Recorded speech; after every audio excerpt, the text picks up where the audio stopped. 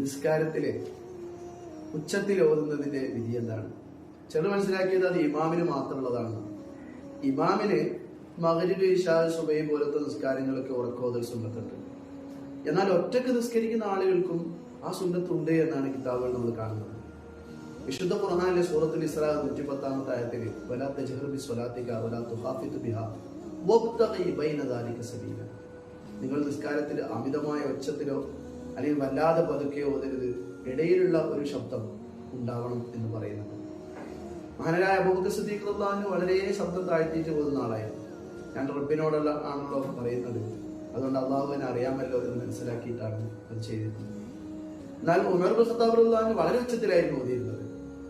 അതുകൊണ്ട് ഷെയ്ത്താൻ വൗഖിദുൽ വസ്നാനം, ഈ ഷെയ്ത്താനെ ആട്ടാനും അതുപോലെ ഉറങ്ങുന്ന ആളുകളെ ഉണർത്താനൊക്കെ വേണ്ടിയിട്ടാണ്.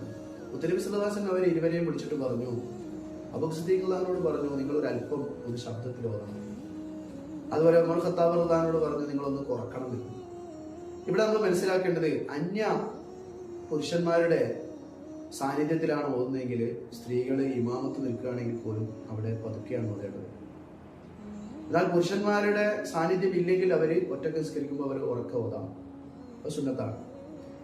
എന്നാൽ ഒറ്റക്ക് നിസ്കരിക്കുന്ന ആള് അല്ലാതെ മഅ്മൂമായി നിസ്കരിക്കുന്ന ആള് ഉറക്ക ഓതൽ കറാഹത്താണ്.